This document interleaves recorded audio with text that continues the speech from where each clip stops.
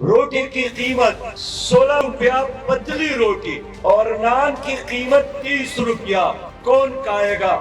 160 روپیہ فی کلو آٹا، 250 روپیہ فی کلو پیاز، 550 روپیہ خوردنی تیل 1 لیٹر۔ لوگوں کے لیے جینا مشکل ہو گیا۔ روز بروز فٹ پاتھوں پر مانگنے والوں میں اضافہ ہو رہا ہے۔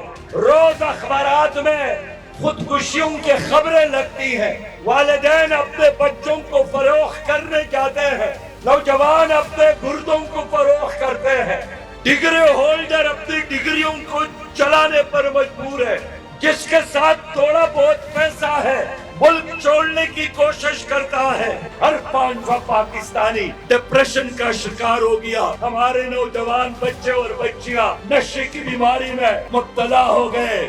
آج ڈالر نہیں مل رہا ہے، مزدور صبح نکلتا ہے، مایوس گھر واپس جاتا ہے۔ مینجمنٹ کا مسئلہ ہے، کرپشن کا مسئلہ ہے، نااہلی کا مسئلہ ہے۔ یہ وہ لوگ ہیں جو اسمبلیوں میں موجود ہیں، لیکن انہوں نے عوام کے لیے ایک قانون نہیں بنایا۔ انہوں نے IMF کے کہنے پر قوانین بنائے، لیکن ملک کے خاطر، دردی کے خاطر، عوام کے خاطر انہوں نے ایک بھی فیصلہ نہیں کیا۔ یہ لڑتے ہیں آپس میں اپنے مفادات کے لیے۔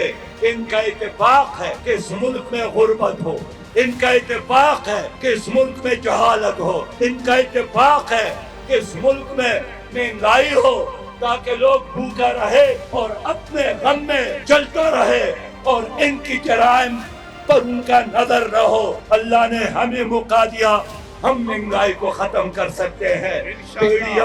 PTI پیپل پارٹی مہنگائی کا نام ہے، PTI پیپل پارٹی جہالت کا نام ہے، PTI اور پیپل پارٹی اس ملک میں امریکی غلامی کا نام ہے۔ جماعت اسلامی آئے گی، ہم عدل اور انصاف کے حکمرانی کو قائم کریں گے۔